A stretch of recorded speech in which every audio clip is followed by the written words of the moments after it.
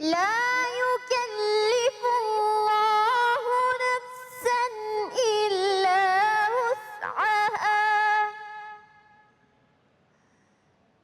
لها ما كسبت وعليها ما اكتسبت ربنا لا تؤاخذنا إن نسينا أو أخطأنا ربنا ولا تحمل علينا إصرا كما حملته على الذين من قبلنا ربنا ولا تحملنا ما لا طاقة لنا به واعف عنا واغفر لنا وارحمنا أنت مولانا فانصرنا على القوم الكافرين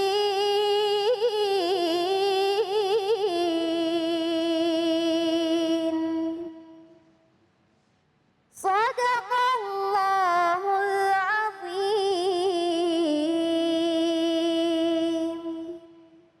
Maha benar Allah dengan segala firman-Nya. Terima kasih Kayla, Masya Allah ya. Kembali lagi Cahaya Hati Indonesia. Bu, masih semangat Bu? Semangat Bu? Berkah insya Allah hari ini ya Bu ya. Banyak ilmu yang kita dapatkan yang bisa menyelamatkan kita di dunia maupun di akhirat, amin. Masih ada yang masih galau di sini? Udah umur 50-an masih pada galau? Buat yang di rumah masih galau, karena tema kita Masya Allah nih ya. Amalan doa anti galau. Insya Allah bersama guru kita yang dimuliakan Allah Subhanahu Wa Taala, Al Ustadz Zaki Mirza. Allahumma salli ala Sayyidina Muhammad. Bismillahirrahmanirrahim. Assalamualaikum warahmatullahi wabarakatuh. Waalaikumsalam warahmatullahi wabarakatuh. Alhamdulillah. Assalatu wassalamu ala rasulillah. La hawla wa la quwwata illa billah. Subhanallah walhamdulillah. Wa la ilaha illallah. Wallahu akbar. Allahu akbar walillahil hamd. Segenap pemirsa Cahaya Hati Indonesia iNews yang dimuliakan oleh Allah Subhanahu wa Ta'ala.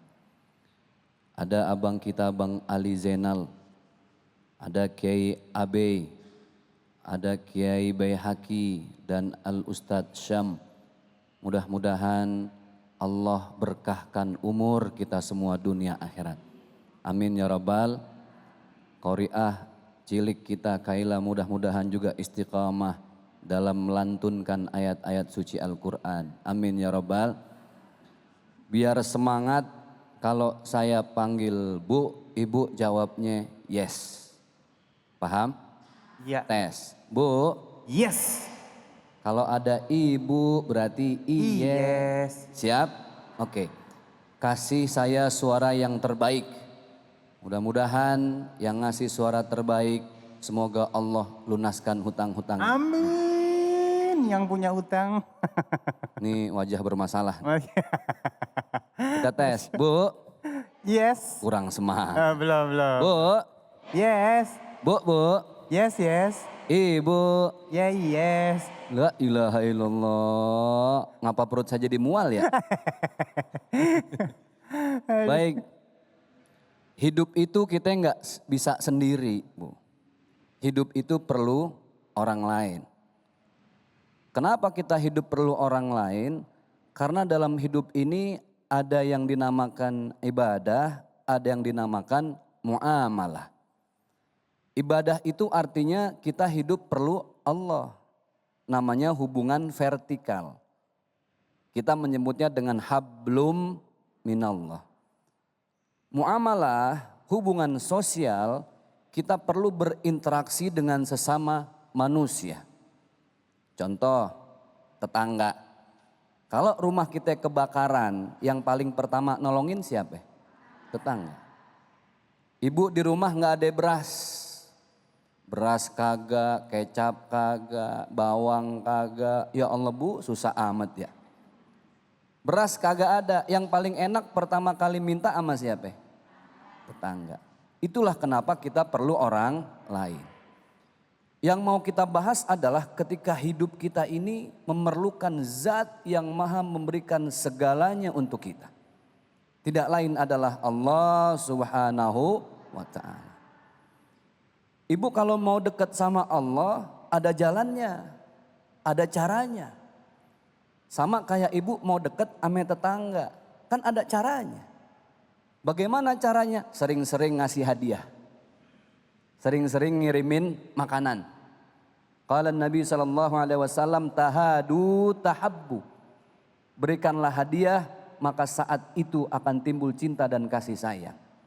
Karena hidup kita tidak sendiri, bermasalah, bermasyarakat, maka saat itu juga kita perlu yang namanya Allah. Perlu siapa Bu?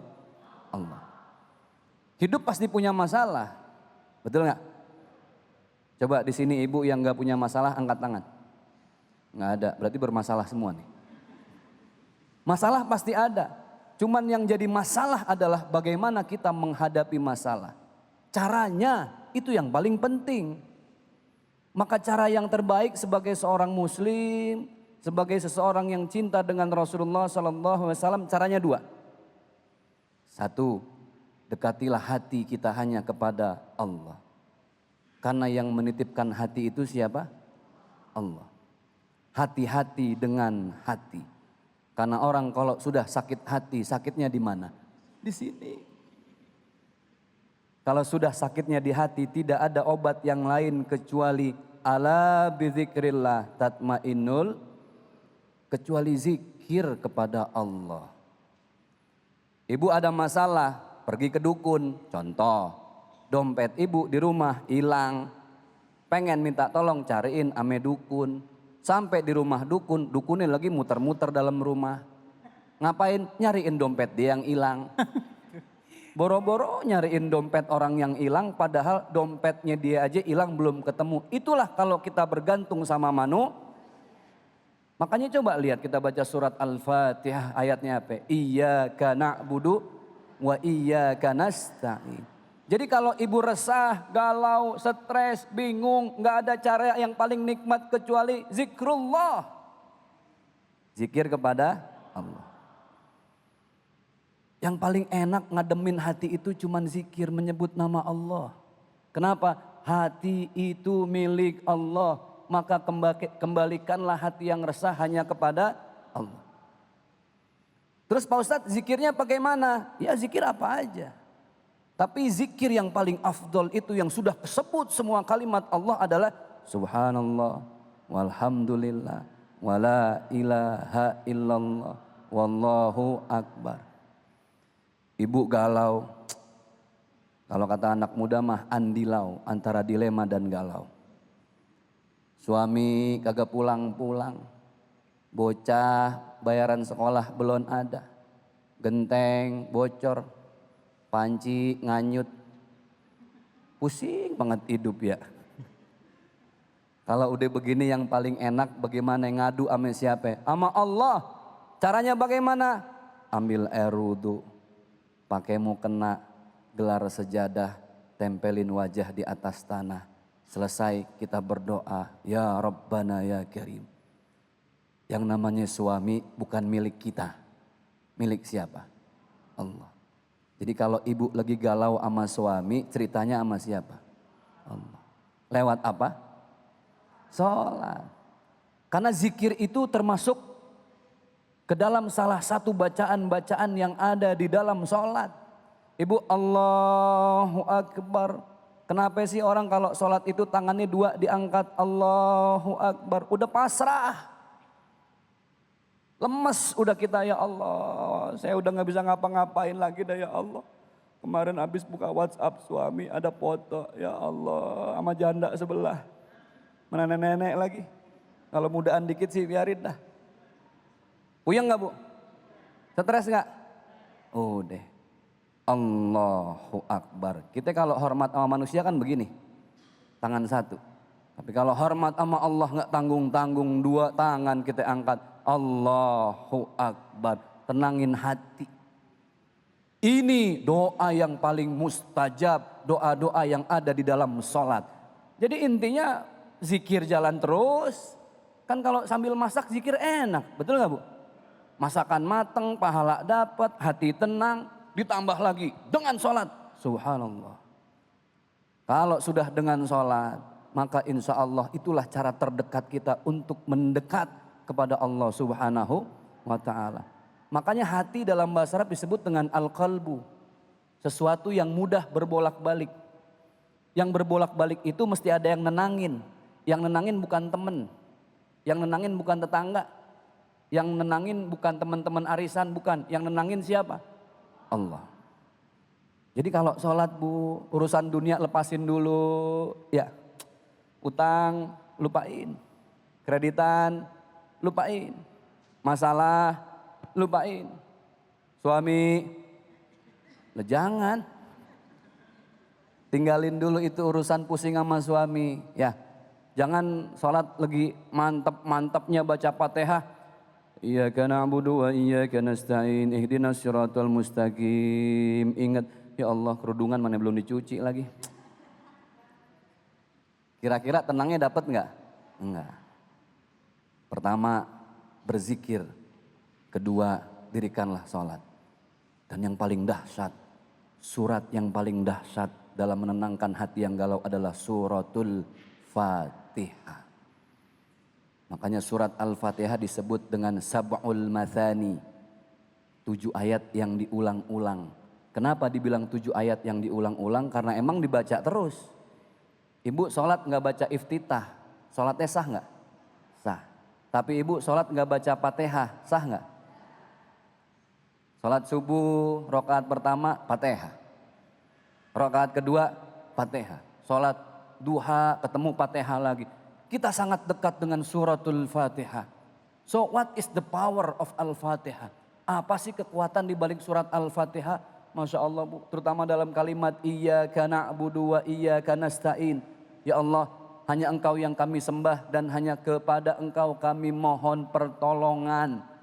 Berarti ayat ini jelas mengajarkan kepada kita, menuntun kita.